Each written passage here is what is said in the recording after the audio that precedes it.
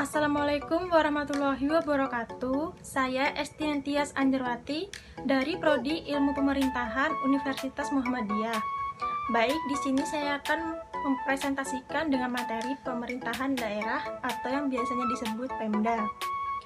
Pemerintahan daerah adalah unsur penyelenggara pemerintah daerah yang terdiri dari gubernur, bupati atau wali kota, dan perangkat daerah. Pemerintah daerah di Indonesia adalah penyelenggara pemerintah daerah menurut akses otonomi dan tugas pembantuan dengan prinsip otonomi seluas-luasnya dalam sistem dan prinsip Negara Kesatuan Republik Indonesia sebagaimana dimaksud dengan Undang-Undang 1945. Indonesia adalah negara republik berbentuk kesatuan yang berkedaulatan rakyat.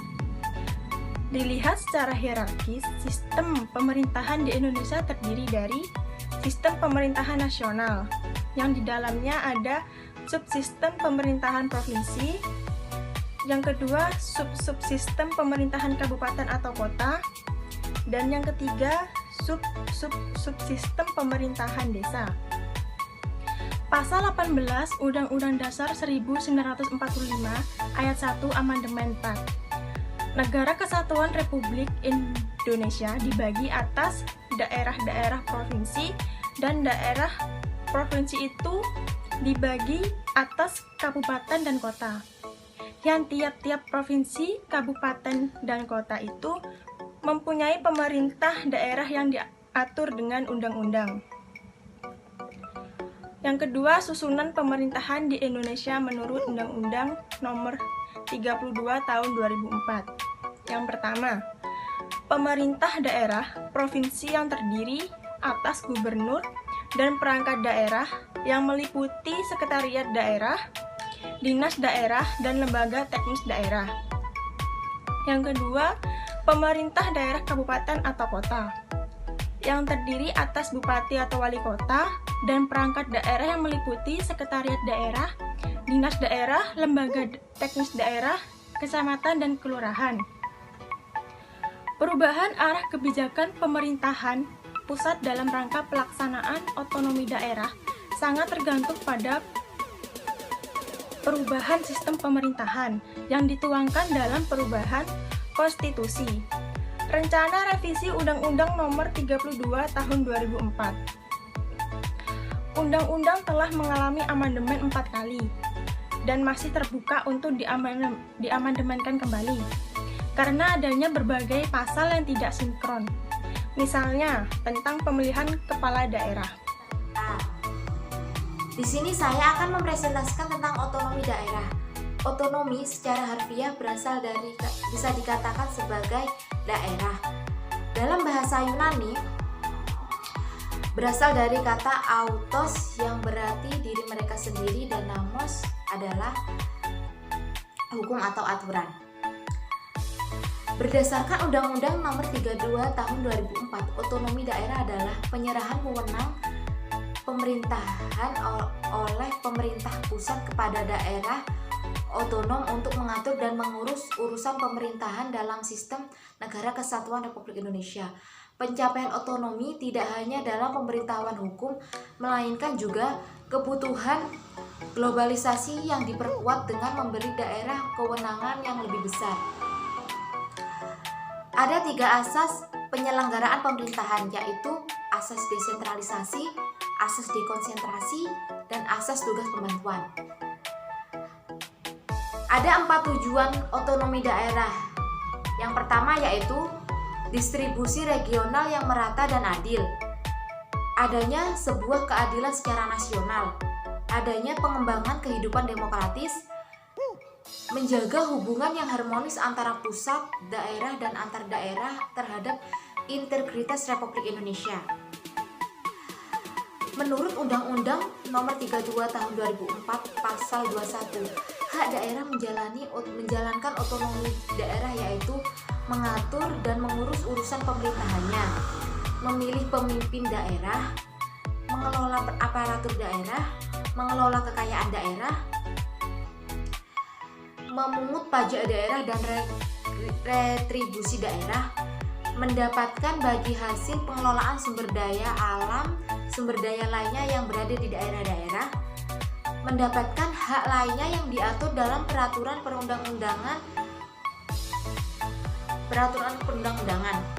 Menurut Undang-Undang Nomor 32 Tahun 2004, Pasal 22, kewajiban daerah menjalankan otonomi daerah yaitu melindungi masyarakat, menjaga persatuan, kesatuan dan kerukunan nasional secara keutuhan negara Kesatuan Republik Indonesia, meningkatkan kualitas kehidupan masyarakat, mengembangkan kehidupan demokrasi, meningkatkan pelayanan dasar pendidikan, menyediakan fasilitas kesehatan, menyediakan fasilitas sosial dan fasilitas umum yang layak,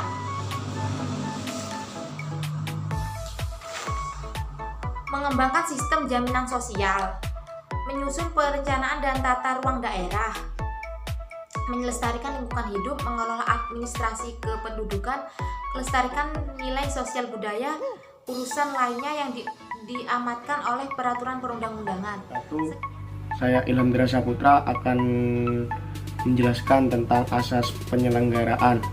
Asas penyelenggaraan dibagi menjadi 3, yaitu asas desentralisasi, asas dekonsentrasi, dan asas tugas pembantuan.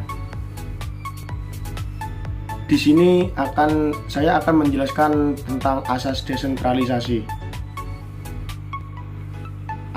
Asas desentralisasi adalah penyerahan wewenang atau urusan pemerintah kepada daerah otonom. Menurut pendapat beberapa ahli, asas sentralistik dalam sebuah pemerintahan daerah dinilai tidak mampu mengikuti perkembangan dan memahami kondisi yang ada. Desentralisasi sendiri hadir untuk membentuk bentuk-bentuk negara. Secara teori ada 5 alasan mengapa suatu pemerintah daerah membutuhkan asas ini untuk menyerahkan wewenang kekuasaan kepada Pemda atau pemerintah daerah. Asas desentralisasi bertujuan untuk mengajak warga ikut serta dalam proses kebijakan untuk kepentingan daerah, politik. Keikutsertaan warga ini melalui proses demokrasi. Desentralisasi diperlukan untuk meningkatkan efektivitas, efisiensi dalam pelayanan publik. Desentralisasi bertujuan untuk meninjau dan mengamati kondisi penduduk secara menyeluruh. Desentralisasi bisa mengatasi kekurangan pemerintah dalam melakukan pengawasan terhadap program-programnya. Menjelaskan bahwa penyelenggaraan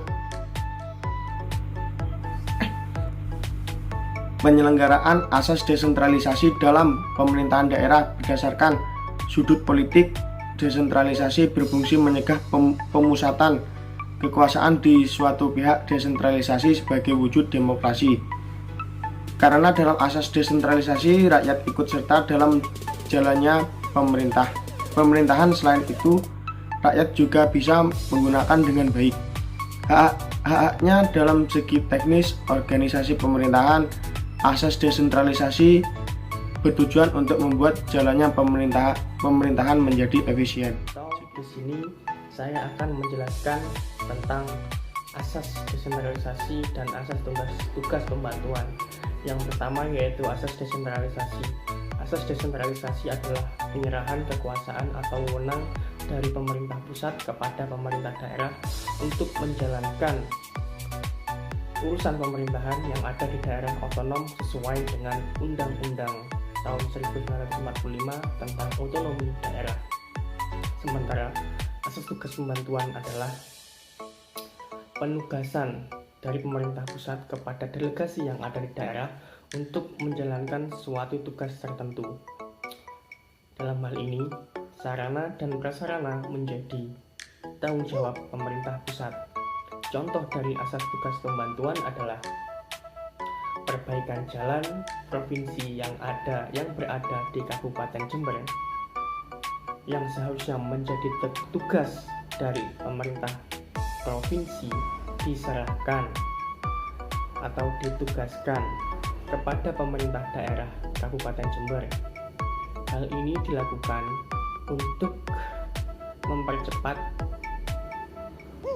jalannya perbaikan dari tugas tersebut. Baik, di sini saya akan menjelaskan tentang desentralisasi dalam bentuk devolusi. Pertama, kita harus mengenali desentralisasi itu apa dan devolusi itu apa. Sebenarnya sama-sama pelimpahan wewenang dari tingkat yang lebih tinggi ke tingkat yang lebih rendah. Desentralisasi sendiri adalah pelimpahan wewenang dari pemerintah pusat ke pemerintah daerah. Begitupun dengan devolusi yang pelimpahan wewenangnya dari pemerintah yang lebih tinggi ke tingkat pemerintah yang lebih rendah. Namun terdapat perbedaan di dalamnya. Devolusi itu tidak dikontrol langsung oleh pemerintah pusat ke pemerintah daerah. Konsekuensi dari devolusi ini yaitu pemerintah pusat membentuk unit-unit pemerintahan di luar pengetahuan pemerintah daerah dengan menyerahkan sebagian fungsi-fungsi tertentu untuk dilaksanakan secara mandiri. Adapun karakteristik bentuk devolusi ini yaitu unit pemerintahan yang bersifat otonom, mandiri atau independen, dan terpisah dari tingkat-tingkat pemerintahan. Pemerintah pusat tidak melakukan pengawasan langsung dari pemerintah pusat ke pemerintah daerah, jadi mereka tidak mengawasi langsung. Serta mempunyai batas wilayah yang jelas dan mempunyai wewenang untuk melaksanakan tugas-tugas umum pemerintahan. Devolusi ini juga berstatus sebagai badan hukum dan berwenang untuk mengelola sumber daya alam di daerahnya sendiri. Jadi mereka bebas untuk melakukan pengolahan dalam pemerintahannya, diakui oleh warga negaranya, serta terdapat hubungan kemitraan yang saling menguntungkan melalui koordinasi antara pemerintah pusat dan pemerintah daerah dan unit-unit organisasi lainnya dalam suatu sistem pemerintahan. Saya Muhammad Ramir Mandio akan menjelaskan tentang desentralisasi dalam bentuk devolusi. Yang pertama akan saya jelaskan yaitu adalah devolusi adalah pelimpahan kekuasaan dari pemerintah pusat dari suatu negara berdaulat kepada pemerintahan pada tingkat subnasional, yaitu seperti tingkat regional, lokal, atau negara bagian. Devolusi dapat diberikan terutama karena alasan keuangan, misalnya melimpahkan penyusunan anggaran daerah yang sebelumnya dikelola oleh pemerintah pusat. Namun, kekuatan untuk membuat undang-undang yang relevan bagi daerah juga dapat dijadikan alasan pemberian devolusi. Devolusi juga berbeda dengan federalisme.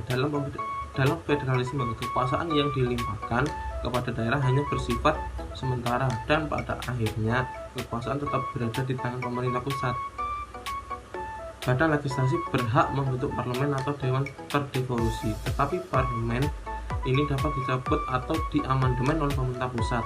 Devolusi ini juga berbeda dengan desentralisasi yang pelimpahan kekuasaan tidak terbatas atau hanya dibatasi pada bidang-bidang tertentu saja, seperti politik, hukum, pertahanan, keamanan, hubungan luar negeri, keuangan, dan lain sebagainya. Dalam melaksanakan tugasnya, pemerintahan daerah memiliki wilayah administratif yang jelas dan legal, yang diberikan kewenangan sebaiknya untuk melaksanakan fungsi publik, menggali sumber-sumber penerimaan serta mengatur penggunaannya. Dalam bidang keuangan atau tugas pemerintahan dan pihak pemerintah daerah mendapat diskresi yang tidak dikontrol oleh pemerintah pusat. Dalam hal tertentu di mana pemerintah belum sepenuhnya mampu melaksanakan tugasnya, pemerintah pusat akan memberikan supervisi secara tidak langsung atas pelaksanaan tugas tersebut. Dalam melaksanakan tugasnya, pemerintah memiliki wilayah administratif yang harus jelas. Demikian itu penjelasan saya dari apa itu penjelasan desentralisasi dalam bentuk devolusi. Di sini saya akan menjelaskan tentang mode pemutaran. Pada pasal 40 dinyatakan DPRD merupakan lembaga perwakilan rakyat daerah dan berkependudukan sebagai unsur penyelenggaraan pemerintahan daerah. Sedangkan pemerintah daerah tersebut ialah pelaksanaan fungsi-fungsi pemerintahan daerah yang dilakukan oleh lembaga pemerintahan daerah, yaitu pemerintah daerah dan Dewan Perwakilan Rakyat Daerah (DPRD).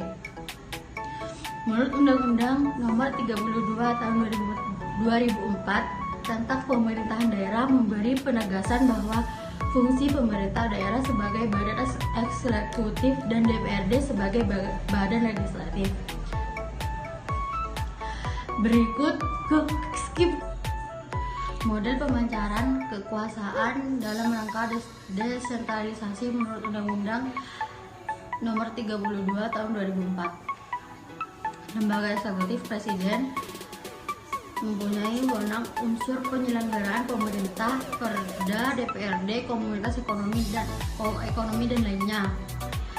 7. Eksekutif merupakan salah satu cabang pemerintahan yang memiliki kekuasaan dan tanggung jawab untuk menerapkan hukum. Contoh paling umum dalam sebuah cabang eksekutif disebut ketua pemerintah atau presiden sebagai kepala negara. Eksekutif dapat merujuk kepada administrasi dalam sistem presiden atau sebagai pemerintah dalam sistem parlementer yang meliputi unsur penyelenggaraan pemerintahan yang dibagi menjadi pemerintah daerah dan pemerintah pusat. Kemudian pemerintah daerah dan DPRD komunitas otonomi lainnya. Di sini saya akan menjelaskan atau melanjutkan materi tentang asas desentralisasi, yaitu model pemisahan kekuasaan dalam rangka desentralisasi. Yang pertama itu pemerintah pusat. Pemerintah pusat akan memecahkan kekuasaannya menjadi empat lembaga, yaitu yang pertama itu lembaga legislatif. Dalam rinciannya itu sebagai DPR atau Dewan Perwakilan Rakyat. Yang kedua itu lembaga legislatif yang diisi dengan presiden dengan kabinet kerjanya atau para menteri. Dan yang ketiga itu lembaga yudikatif dengan lembaganya yaitu Mahkamah Agung. Dan yang terakhir itu lembaga auditif atau BPK, Badan Pemeriksa Keuangan. Selanjutnya lembaga eksekutif atau presiden dengan para menteri akan memisahkan kuasanya yaitu kepada daerah otonom, yaitu pemerintah daerah provinsi akan membagi kuasanya kepada daerah provinsi tersebut. Selanjutnya pemerintah daerah provinsi akan membagi atau memisahkan kuasanya kepada para pemerintah daerah kabupaten atau kota.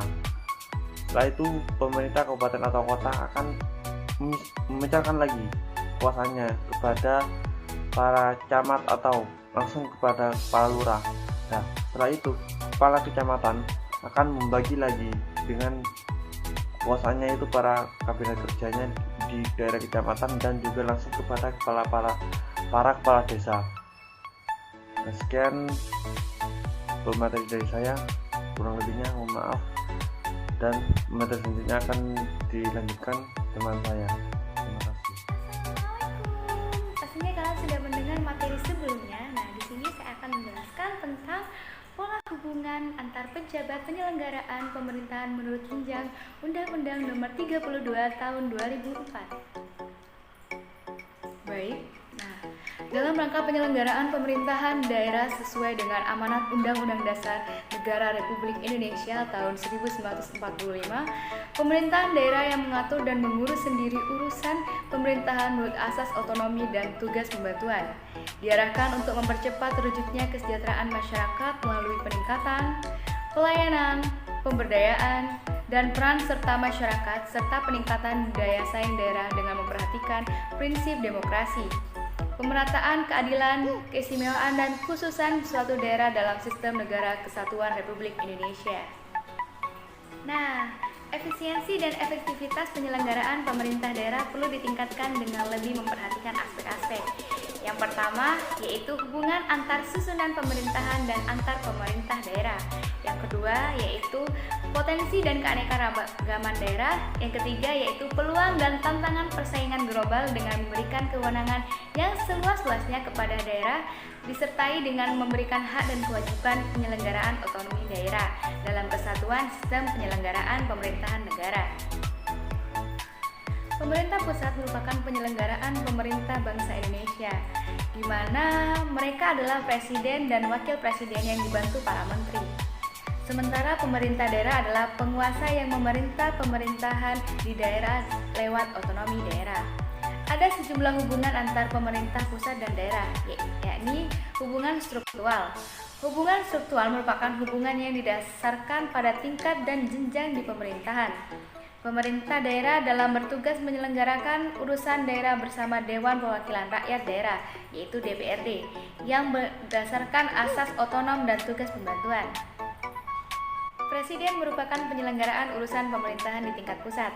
Presiden dibantu para menteri untuk menjalankan pemerintah. Kepala daerah merupakan penyelenggaraan urusan dari daerah masing-masing. Yang kedua yaitu hubungan fungsional. Hubungan fungsional merupakan hubungan yang didasarkan dengan fungsi yang dimiliki oleh masing-masing pemerintah. Hubungan tersebut saling memengaruhi dan bergantungan antar satu dengan yang lain. Sekian itu penjelasan dari saya tentang pola hubungan pemerintah daerah. Terima kasih. Wassalamualaikum warahmatullahi wabarakatuh.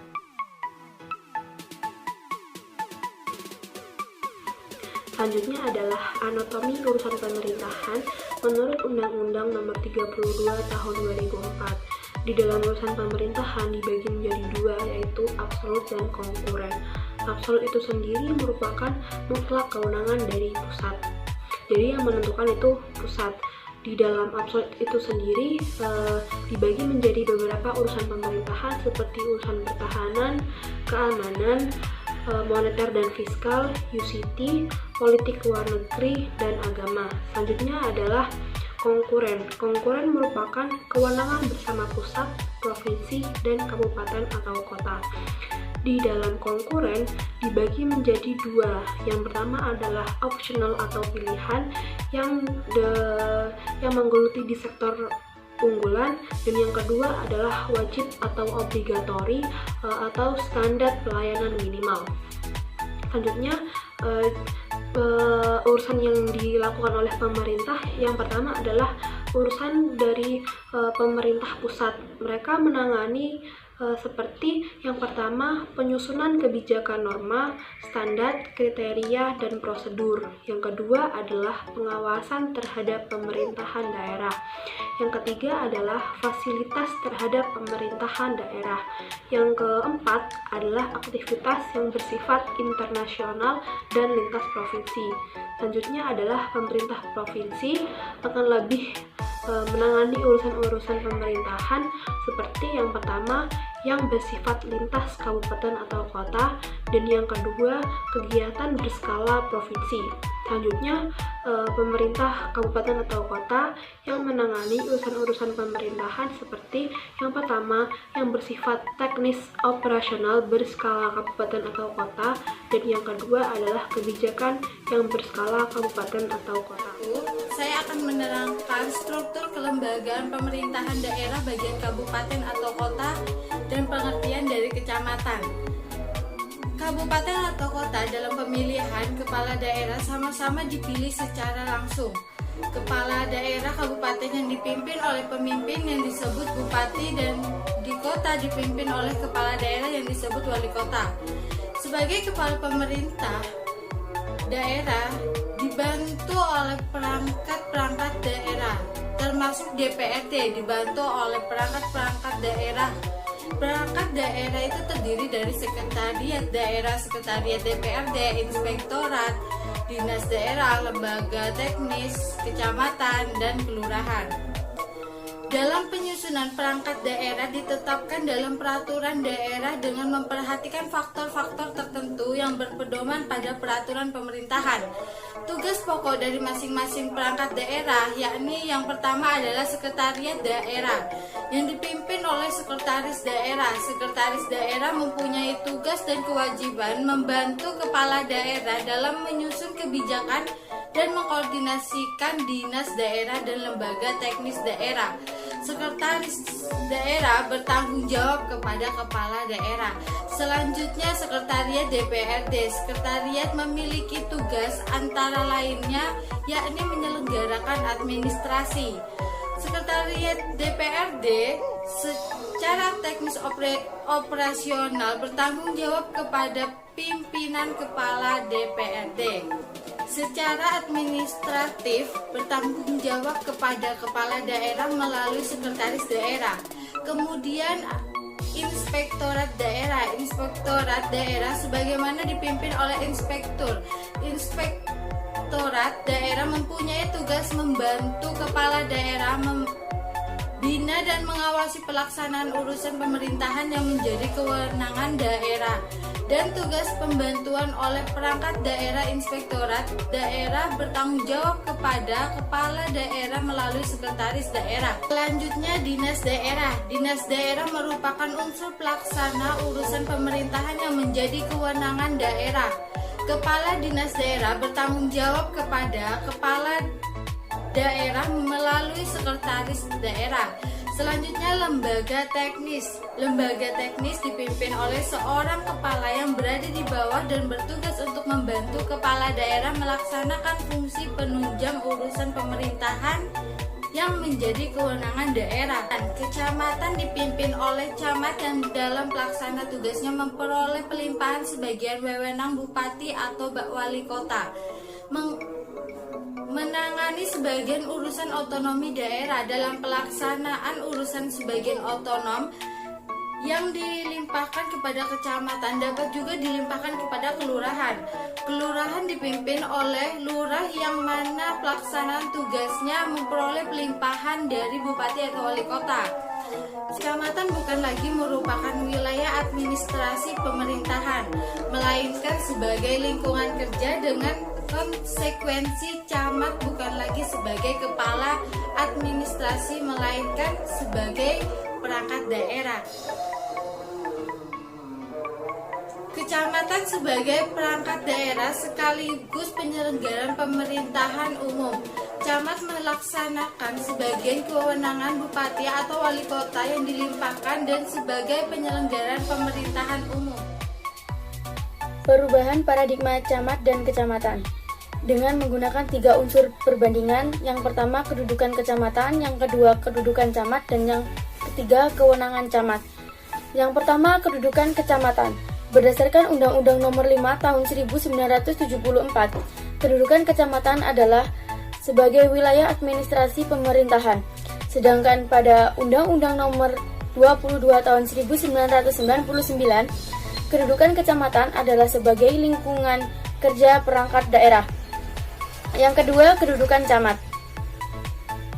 Kedudukan camat pada Undang-Undang Nomor 5 Tahun 1974 adalah sebagai kepala wilayah. Sedangkan pada Undang-Undang Nomor 22 Tahun 1999, kedudukan camat adalah sebagai perangkat daerah.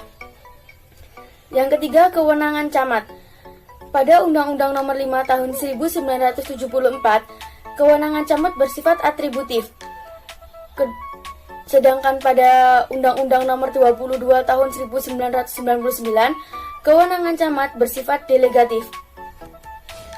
Selanjutnya, perubahan paradigma camat dan kecamatan berdasarkan Undang-Undang Nomor 22 Tahun 1999 dan Undang-Undang Nomor 32 Tahun 2004. Dengan tetap menggunakan 3 unsur perbandingan, yang pertama kedudukan kecamatan, yang kedua kedudukan camat, dan yang ketiga kewenangan camat. Pada kedudukan kecamatan dan kedudukan camat itu tetap sama seperti Undang-Undang Nomor 2 Tahun 1999, yaitu kedudukan kecamatan sebagai lingkungan kerja dan perangkat daerah, sedangkan kedudukan camat sebagai perangkat daerah. Yang berbeda adalah pada kewenangan camat, yaitu pada Undang-Undang Nomor 22 Tahun 1999, kewenangan camat bersifat delegatif, sedangkan pada Undang-Undang Nomor 32 Tahun 2004, kewenangan camat bersifat atributif.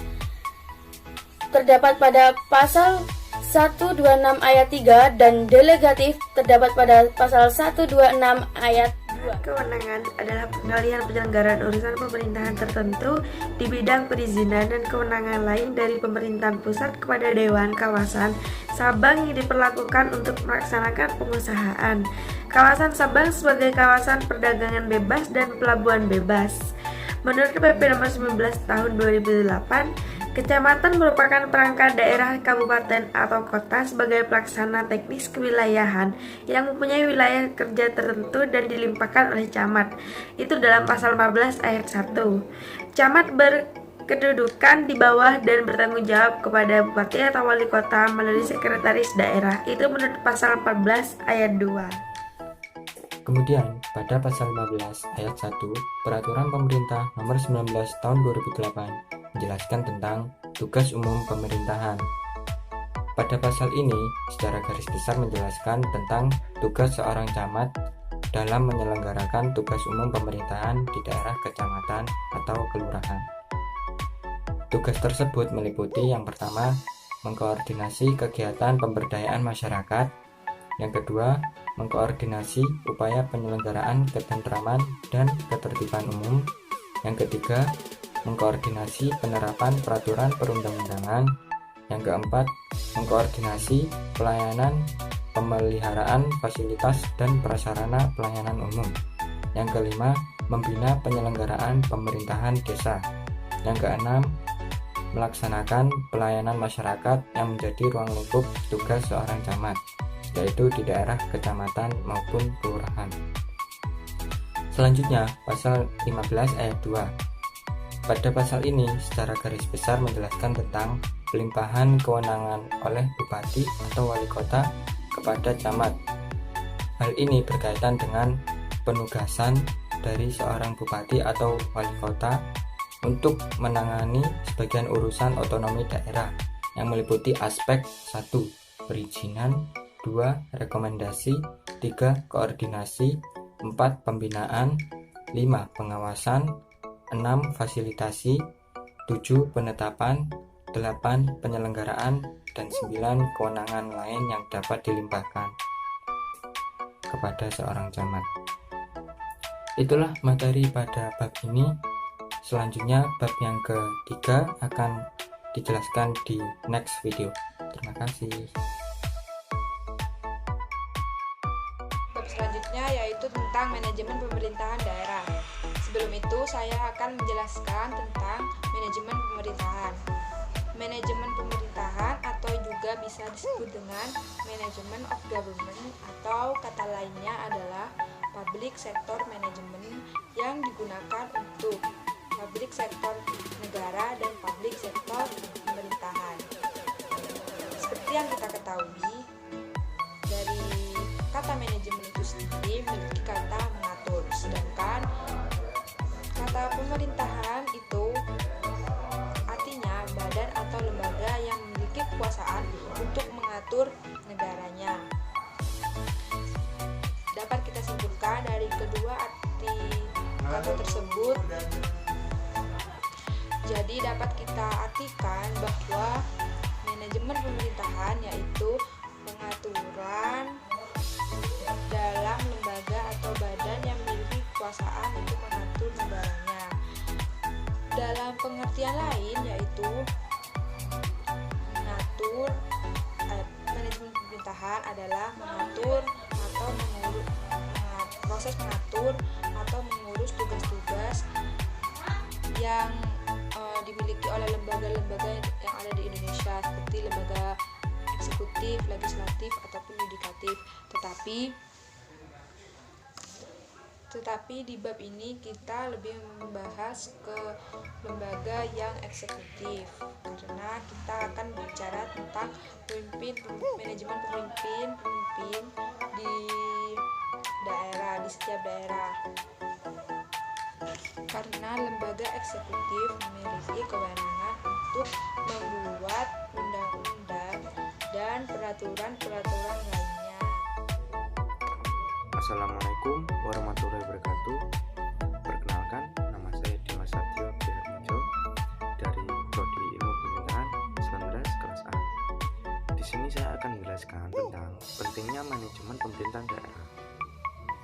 Manajemen pemerintahan daerah mengatur tentang tata cara pembagian kerja dalam organisasi antara manajer atau pimpinan dan anggota-anggota lainnya, agar terdapat keterkaitan formal untuk bekerjasama dalam organisasi pemerintahan, sehingga setiap anggota organisasi menyadari betul perannya dalam rangka memberikan kontribusi guna pencapaian tujuan. Guna lebih memperjelas fungsi masing-masing anggota dalam organisasi, kerjasama dalam rangka pencapaian tujuan secara efektif, mengurangi kemampuan terjadinya pemborosan yang tidak perlu dalam penyelesaian kerja, sehingga pekerjaan dapat terselesaikan secara efektif dan efisien. Terus, perlu berhemat mengingat sumber daya yang tersudut sifatnya terbatas, agar tercapai pertumbuhan dan kemajuan dalam penyelenggaraan pemerintahan, sehingga selalu ada harapan kondisi yang akan menjadi lebih baik daripada kondisi saat ini. Selanjutnya, agar tujuan penyelenggaraan pemerintahan dapat tercapai secara teratur, manajemen pemerintahan diperlukan bukan hanya bagi atasan pimpinan, tetapi juga diperlukan dalam kerjasama setiap kelompok dalam pencapaiannya. Di sini saya akan menjelaskan tentang materi pemerintahan daerah, manajemen pemerintahan daerah, slide terminologi. Dalam pembahasan manajemen pemerintahan daerah, khususnya tentang akuntabilitas kinerja instansi pemerintahan atau AKPI, ditemui beberapa istilah terminologi penting yang terbagi sebagai berikut. Yang pertama, akuntabilitas.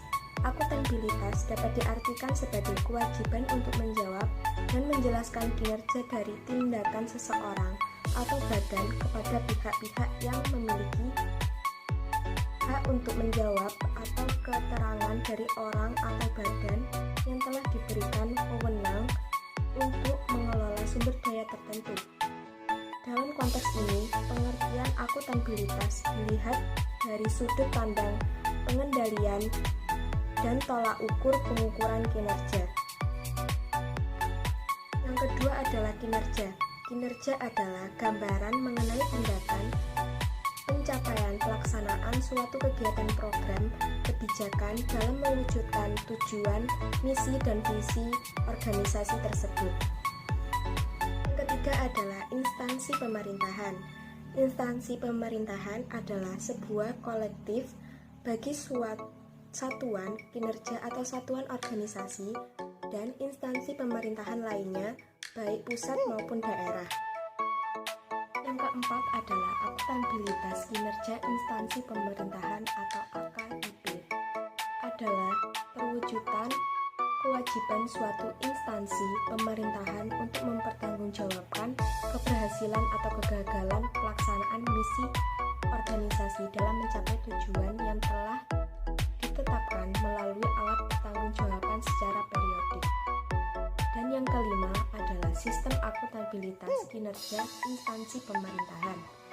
Dikenal dengan semakin meningkatnya tuntutan masyarakat terhadap penyelenggaraan pemerintahan yang baik dan bersih, telah mendorong pengembangan dan penerapan sistem pertanggungjawaban yang jelas, tepat, teratur, dan efektif. Sistem akuntabilitas kinerja instansi pemerintahan merupakan suatu tatanan instrumen dan metode pertanggungjawaban yang intinya meliputi tahapan sebagai berikut. Yang pertama adalah penetapan perencanaan secara strategik, yang kedua adalah pengukuran kinerja, yang ketiga adalah pelaporan kinerja, dan yang keempat adalah pemanfaatan informasi kinerja bagi perbaikan kinerja secara berkesinambungan. Di sini saya akan menjelaskan tentang LAKI, yaitu merupakan laporan akuntabilitas kinerja instansi pemerintahan. Jadi, LAKIP itu merupakan dapat dikatakan sebuah meraih pertanggungjawaban yang berisikan mengenai informasi kinerja instansi pemerintahan yang bermanfaat. Jadi, seperti A. Mendorong instansi pemerintahan untuk menyelenggarakan tugas umum pemerintahan dan pembagian secara baik dan benar, atau yang biasa kita dengar dengan kata good governance, yang didasarkan pada peraturan perundang-undangan yang berlaku, kebijaksanaan yang transparan dan dapat dipertanggungjawabkan kepada masyarakat. Yang kedua, menjadikan instansi pemerintahan yang akuntabel sehingga dapat beroperasi secara efektif, efisien, dan responsif terhadap aspirasi masyarakat yang didengarnya. Yang ketiga, menjadi masukan dan umpan balik bagi pihak-pihak yang berkepentingan dalam rangka meningkatkan kinerja instansi pemerintahan itu sendiri. Jadi, yang berikutnya saya akan menjelaskan perencanaan strategi.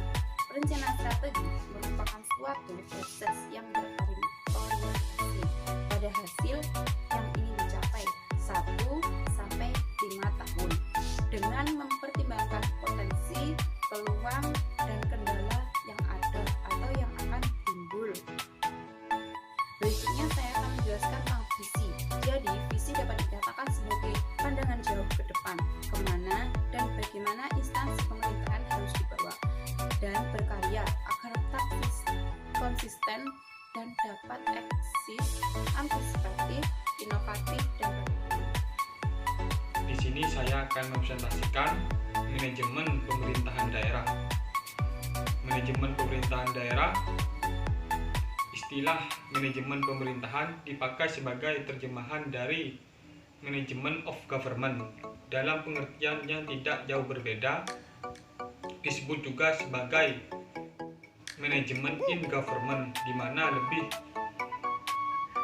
berfokus pada teori, fungsi, dan konsep manajemen di bidang pemerintahan. Misi adalah suatu yang harus diemban atau dilaksanakan oleh instansi pemerintahan sesuai visi yang ditetapkan oleh pemerintah agar tujuan organisasi dapat terlaksana dan berhasil dengan baik. Kebijaksanaan adalah pada dasarnya merupakan ketentuan-ketentuan yang telah dipakai pihak-pihak terkait dan ditetapkan oleh pihak yang berkewenangan dijadikan pedoman, pegangan atau petunjuk bagi setiap usaha dan kegiatan aparatur pemerintah ataupun masyarakat agar tercapai kelancaran dan keterpaduan dalam upaya mencapai suatu tujuan, visi, dan misi organisasi tersebut. Kegiatan adalah tindakan nyata dalam jangka waktu tertentu yang dilakukan oleh instansi pemerintah dengan memanfaatkan sumber daya yang ada untuk mencapai dan sasaran tujuan tertentu sesuai dengan kebijaksanaan dan program yang telah ditetapkan. Kegiatan dilakukan juga oleh masyarakat sebagai respon terhadap kebijaksanaan atau program yang dikembangkan instansi pemerintah untuk mencapai sasaran dan tujuan tertentu. Indikator kinerja. Indikator kinerja adalah ukuran kuantitatif dan kualitatif yang menggambarkan tingkat pencapaian suatu sasaran atau tujuan yang ada, ditetapkan dengan memperhitungkan indikator masukan, hasil, manfaat, dan dampak. Indikator masukan adalah segala sesuatu yang dibutuhkan agar pelaksanaan kegiatan berjalan untuk menghasilkan keluaran. Indikator ini dapat berupa dana, sumber daya manusia, informasi, kebijaksanaan atau peraturan lain sebagainya. Indikator keluaran adalah sesuatu yang diharapkan langsung dicapai dari suatu kegiatan yang dapat berupa fisik dan atau non-fisik. Indikator hasil adalah segala sesuatu yang mencerminkan berfungsinya keluaran kegiatan pada jangka waktu menengah atau efek langsung. Indikator manfaat adalah sesuatu yang berkaitan dengan tujuan akhir dari pelaksanaan kegiatan. Dan terakhir, indikator dampak adalah pengaruh yang ditimbulkan baik positif maupun negatif pada setiap tingkatan. Indikator berdasarkan asumsi yang telah ditetapkan. Pertama-tama, peran masyarakat itu memiliki tindakan yang dilakukan oleh sekelompok orang yang mencerminkan kesamaan perilaku sebuah entitas komunal yang berkaitan dengan struktur sosial tertentu. Dari pemahaman tersebut, kita mengerti bahwa peran masyarakat itu memiliki sifat-sifat sebagai berikut contohnya. Pertama, ada perilaku sekelompok orang yang mana tindakan tersebut dilakukan secara bersama-sama oleh individu-individu dalam suatu kelompok.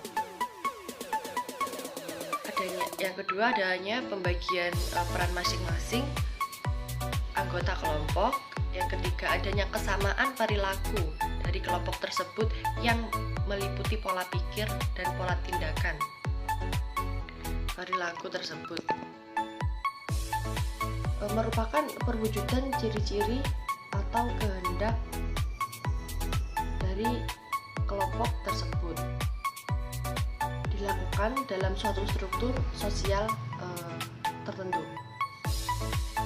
Dari pemahaman di atas, maka peran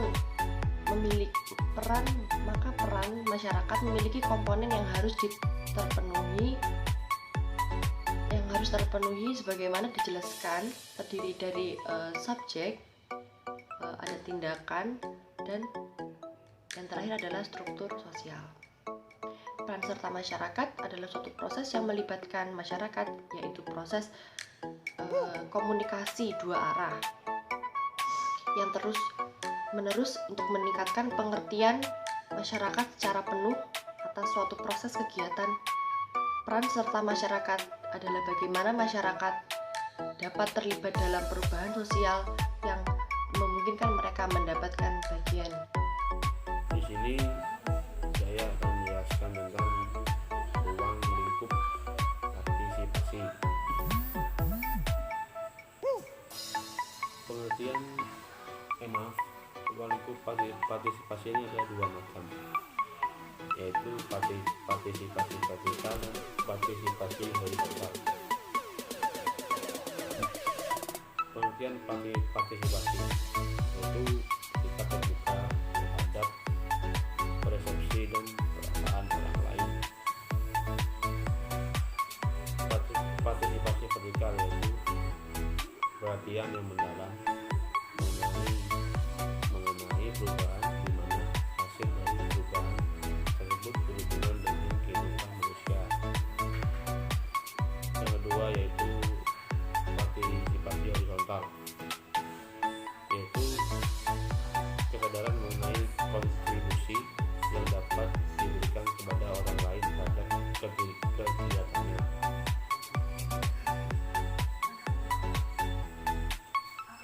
Yang berikutnya yaitu konsep dari ruang lingkup partisipasi, yaitu satu, perencanaan. Yang kedua yaitu implementasi. Yang ketiga yaitu evaluasi. Dan yang keempat yaitu penerima manfaat. Di sini saya akan menjelaskan tujuan ruang lingkup partisipasi. Yang pertama, tujuan ruang lingkup partisipasi yaitu karakteristik pengambilan keputusan. Yang kedua, sebagai sarana berbagi informasi. Yang ketiga, sebagai akuntabilitas. Akuntabilitas ini yang dimaksud adalah etika atau pertanggungjawaban dari pemerintah yang memiliki kewenangan dalam mengatur administrasi publik. Yang keempat, yaitu legitimasi. Legitimasi yaitu pernyataan yang sah menurut undang-undang atau sesuai dengan UU pengesahan. Yang kelima, sebagai pendidikan. Yang keenam yaitu pemberdayaan masyarakat. Selanjutnya, yang ketujuh, sebagai berbagi kekuasaan secara nyata atau pemilu. Selanjutnya, sebagai praktik operasional. Dan yang terakhir, sebagai pembuatan kebijakan. Bentuk ruang lingkup partisipasi yang pertama yaitu desentralisasi. Desentralisasi ini merupakan suatu bentuk tata pemerintahan di mana kewenangan dan kekuasaan tidak terpusat, tetapi menyebar ke daerah-daerah. Bentuk yang kedua yaitu sebagai konsultasi dan kerjasama dengan masyarakat. Yang ketiga yaitu anggota yang dipilih melibatkan keseluruhan masyarakat. Yang keempat, interaksi dan komunikasi dua arah. Komunikasi dua arah ini yang dimaksud merupakan ketika pemerintah membuat kebijakan, maka masyarakat harus mengikuti atau mendukung kebijakan tersebut selagi kebijakan itu baik untuk ke depan negara. 8 derajat partisipasi dan tantangan pemerintah daerah. Untuk yang pertama, saya akan membahas tentang 8 derajat partisipasi. Jenjang pemberdayaan masyarakat terbagi menjadi 8 partisipasi, yaitu yang pertama manipulation. Tujuan sebenarnya tidak untuk melibatkan masyarakat di dalam program ini, namun hanya ingin memberikan atau menjelaskan sedikit tentang wawasan bagaimana berpartisipasi dengan baik. Untuk yang kedua, yaitu terapi. Pada level ini sudah terdapat komunikasi, tetapi bersifat terbatas. Jika partisipasi pada level ini, maka memungkinkan tidak adanya perubahan yang akan datang di masa depan. Yang ketiga, information atau informasi. Pada tanggapan ini, informasi diberikan kepada masyarakat, tetapi masyarakat tidak bisa melakukan atau bereaksi untuk memberikan partisipannya. Yang keempat, konsultasi atau consultation. Pada tangga partisipasi ini, komunikasinya telah menjadi dua arah. Pada partisipasi ini telah terdapat harapan bahwa aspirasi atau partisipasi masyarakat ini telah dapat diterima, namun masih belum ada kepastian tentang penjalanan dari partisipasi masyarakat ini. Yang kelima, penempatan. Pada level ini, komunikasi telah berjalan baik antara pemerintah dan masyarakatnya. Masyarakat telah diberi kewenangan untuk mengajukan dan merencanakan tentang partisipasi mereka. Namun, tetap terdapat penilaian atau kelayakan dari pemerintah itu sendiri terhadap partisipasi yang akan dilaksanakan oleh masyarakat tersebut. Yang keenam, yaitu kerjasama atau partnership. Pada tangga partisipasi ini, kekuasaan telah diberikan kepada masyarakat dan telah terjadi kerjasama antara masyarakat dan pemegang kekuasaan. Yang ketujuh, yaitu pendelegasian kekuasaan. Di dalam hal ini berarti pemerintah telah memberikan kekuasaan kepada masyarakat untuk mengurus urusannya sendiri. Dan yang terakhir, nomor 8, yaitu pengendalian warga. Di dalam hal ini berarti warga telah memegang penuh kekuasaan terhadap urusan atau kegiatan yang akan dilakukannya, dan pemerintah tidak ikut campur tangan di dalamnya. Kemudian materi yang selanjutnya, saya akan sedikit menjelaskan tentang tantangan pemerintah daerah. Di dalam pelaksanaan otonomi daerah atau desentralisasi membawa tantangan tersendiri bagi pemerintah daerah. Pemerintah dituntut untuk menyediakan layanan kepada masyarakat. Di sini saya akan mempresentasikan tentang partisipasi masyarakat dalam peraturan daerah. Partisipasi masyarakat dalam peraturan daerah dalam UU Nomor 10 Tahun 2004 tentang pembentukan peraturan perundang-undang yang diatur pada halaman 10 pasal 53 yang menyatakan bahwa masyarakat berhak memberikan masukan secara lisan dan tertulis dalam rangka penyiapan atau pembahasan rancangan undang-undang dan rancangan peraturan daerah.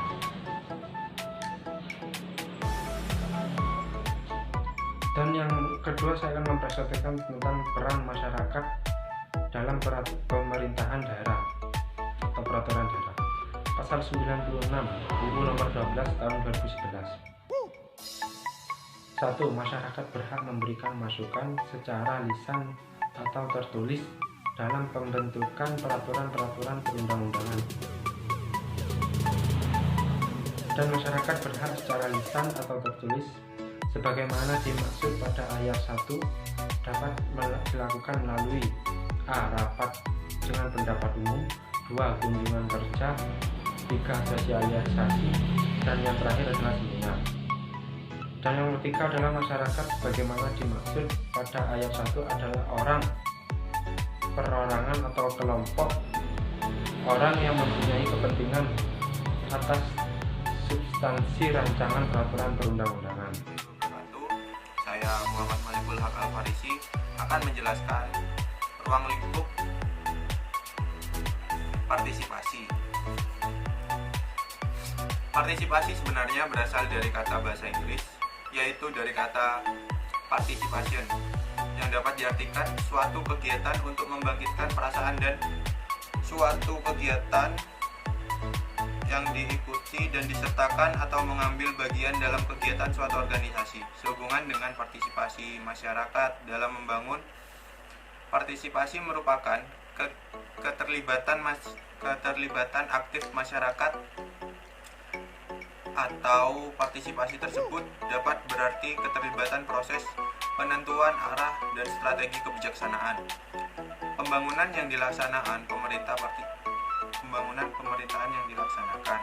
Pemerintah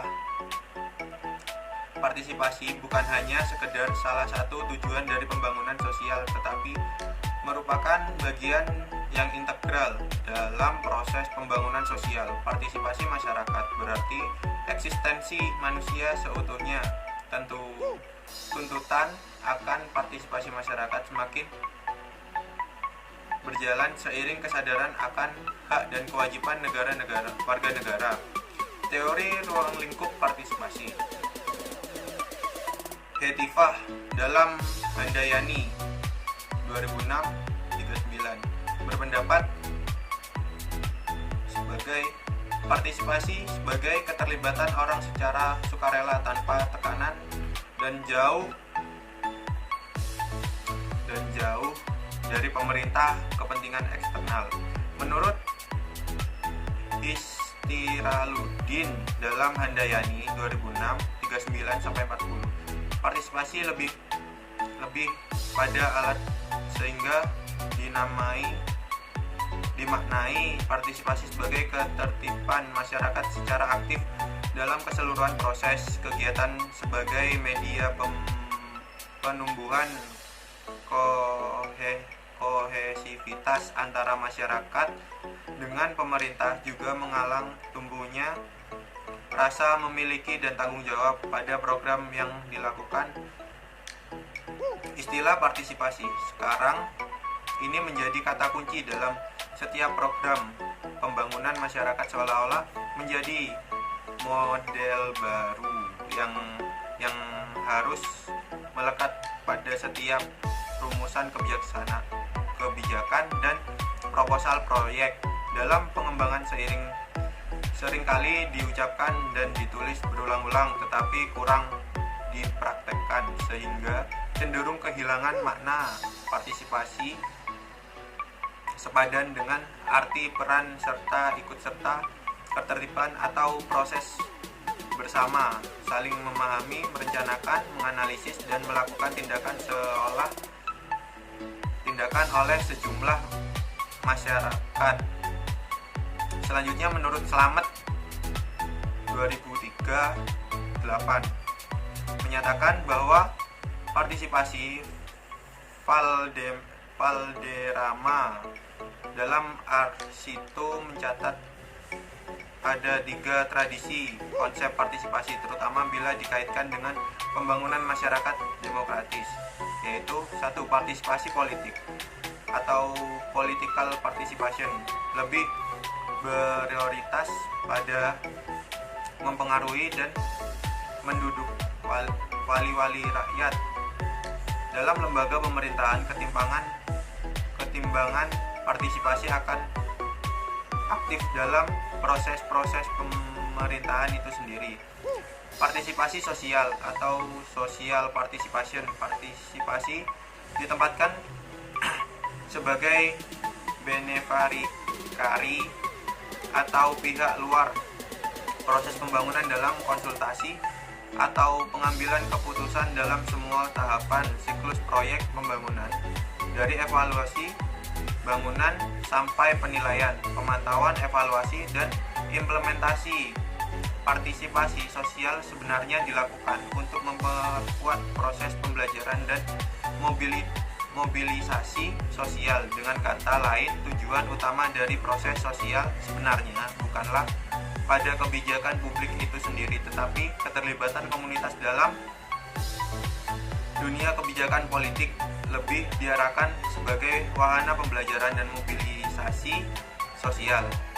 3. Partisipasi warga, citizen participation atau citizenship, menekankan pada partisipasi langsung warga dalam pengambilan keputusan pada lembaga dan proses pemerintah. Partisipasi warga telah mengalih konsep partisipasi dari sekedar kepedulian terhadap pemerintah terhadap penerima derma atau kaum tersisih menuju suatu kepedulian dengan sebagai bentuk keikutsertaan warga dalam pembuatan kebijakan dan pengambilan keputusan berbagai galangan kunci yang mempengaruhi kehidupan mereka. Pembelajaran kooperatif muncul karena adanya perkembangan dalam sistem pembelajaran yang ada. Pembelajaran kooperatif menggantikan sistem pembelajaran yang individual, di mana guru terus-menerus memberikan informasi dan peserta didik hanya mendengarkan. Pembelajaran kooperatif mendapatkan dukungan dari Victor tokoh teori konstruktivisme. Dukungan Stocky antara lain: yang pertama, menekan peserta didik mengkonstruksi pengetahuan melalui interaksi sosial dengan orang lain. Yang kedua, selain itu dia juga berpendapat bahwa penekanan belajar sebagai proses dialog interaksi. Semua hal tersebut ada dalam pembelajaran kooperatif. Kooperatif yang dimaksud adalah pendekatan pembelajaran yang berfokus pada penggunaan kelompok kecil siswa untuk bekerja sama dalam memaksimalkan kondisi belajar untuk mencapai tujuan belajar. Konsep dasar pembelajaran kooperatif pada dasarnya manusia mempunyai perbedaan dengan manusia saling asah, saling mencerdaskan. Dengan pembelajaran kooperatif diharapkan saling menciptakan interaksi yang asah, tercipta masyarakat belajar. Siswa tidak hanya terpacu belajar pada guru, tapi dengan sesama siswa juga.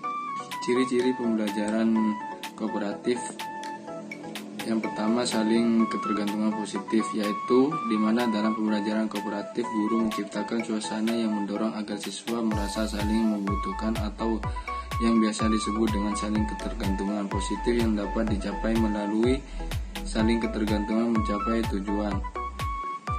Yang kedua, interaksi tatap muka. Dengan hal ini dapat memaksa siswa saling bertatap muka sehingga mereka akan berdialog. hanya dilakukan dengan guru, tetapi dengan teman sebaya juga karena biasanya siswa akan lebih luas, lebih mudah belajar dengan teman sebaya. Yang ketiga, akuntabilitas individual. Pembelajaran kooperatif menampilkan wujudnya dalam belajar kelompok. Penilaian ditunjukkan untuk mengetahui penguasaan siswa terhadap materi pembelajaran secara individual. Yang keempat, keterampilan menjalin hubungan antar pribadi, yaitu keterampilan sosial dalam menjalin hubungan antar siswa harus diajarkan. Siswa yang tidak dapat menjalin hubungan antar pribadi akan memperoleh teguran dari guru juga siswa lainnya. Unsur pembelajaran kooperatif yang pertama, positif interdependent, yang dimana unsur ini menunjukkan bahwa dalam pembelajaran kooperatif ada dua, pertanggungjawaban kelompok. Yang kedua, menjamin semua anggota kelompok secara individu mempelajari bahan yang ditugaskan. Tujuan pembelajaran kooperatif yang pertama, meningkatkan hasil belajar akademik. Yang kedua, penerimaan terhadap keragaman. Yang ketiga, pengembangan keterampilan sosial. Pembangunan daerah yang berkesinambungan. Tantangan-tantangan itu mengharuskan pihak terkait, dalam hal ini pemerintah daerah, untuk mencari cara agar bisa membangun masyarakat yang lestari, makmur, dan giat. Pembangunan berkesinambungan dilakukan sebagai bentuk perlindungan terhadap kesempatan hidup generasi masa depan melalui sistem alamnya kehidupan masyarakat. Ada 5 cara pembangunan berkesinambungan. Yang pertama adalah pemberdayaan. Pemberdayaan masyarakat memiliki keterkaitan erat dengan sustainable development, di mana pemberdayaan masyarakat merupakan suatu prasyarat utama serta dapat diibaratkan sebagai gerbong yang akan membawa masyarakat menuju suatu keberlanjutan secara ekonomi, sosial, dan ekologi yang dinamis. Lingkungan strategis yang dimiliki oleh masyarakat lokal antara lain mencakup lingkungan produksi, ekonomi, sosial, dan ekologi. Melalui upaya pemberdayaan, warga masyarakat didorong agar memiliki kemampuan untuk memanfaatkan sumber daya yang dimilikinya secara optimal serta terlibat secara penuh dalam mekanisme produksi, ekonomi, sosial, dan ekologinya. Secara ringkas, keterkaitan antara pemberdayaan masyarakat dengan sustainable development. Yang kedua adalah kerjasama. Contohnya kerjasama Inggris dan Indonesia dalam pembangunan kesinambungan untuk memajukan kedua negara, juga guna menetapkan kerangka kerja untuk kerjasama dalam konteks kepentingan bersama dan kemauan untuk mencapai tujuan pembangunan berkelanjutan dan pembangunan rendah karbon. Ruang lingkupnya tidak terbatas pada pengentasan kemiskinan, pembangunan ekonomi berkelanjutan, kesetaraan gender, dan inklusi sosial, energi yang bersih dan terjangkau, industri, inovasi, dan infrastruktur termasuk infrastruktur hijau, kota, dan komunitas yang berkelanjutan, penanganan perubahan iklim, dan pendanaan hijau. Yang ketiga adalah kesamarataan. Contohnya adalah mencapai kesetaraan gender dan memberdayakan semua perempuan dan anak perempuan. Ada pula beberapa target. Yang pertama, mengakhiri segala bentuk diskriminasi terhadap semua perempuan dan anak perempuan di mana saja. Yang kedua, memastikan adanya akses universal terhadap kesehatan seksual dan reproduksi dan hak reproduksi sebagaimana telah disepakati dalam program aksi konferensi internasional mengenai kependudukan dan pembangunan dan aksi platform Beijing dan dokumen hasil dari konferensi review keduanya. Yang ketiga, menyadari dan menghargai pelayanan kerja domestik yang tidak dibayar melalui penyediaan pelayanan publik, kebijakan perlindungan infrastruktur dan sosial, serta mendorong adanya tanggung jawab bersama di dalam rumah tangga dan keluarga yang pantas secara nasional. Yang keempat, mengadopsi dan menguatkan kebijakan yang jelas dan penegakan perundang-undangan untuk mendorong kesejahteraan gender dan pemberdayaan semua perempuan dan anak perempuan pada semua level. Yang keempat adalah kesinambungan. Dan yang terakhir, yang kelima adalah rasa aman. Rasa keamanan yang menyangkut hajat hidup atau nafkah manusia yang perlu merasa aman dari ancaman, misalnya oleh serangan penyakit atau depresi akibat dari gangguan yang mendadak muncul di tengah-tengah kehidupan mereka. Tidak bisa disangkal bahwa pembangunan ekonomi sangat penting, artinya bagi pembangunan yang berkesinambungan secara keseluruhan. Temuan-temuan riset terbaru menunjukkan bahwa pertumbuhan ekonomi lebih sering muncul dari tingkat daerah ketimbang dari pemerintah pusat. Paradigma ekonomi terbaru ini menyiratkan perlunya pemerintah pusat untuk melimpahkan wewenang kepada pemerintah daerah untuk menyusun dan mengimplementasikan keputusan-keputusan di bidang perekonomian yang baik.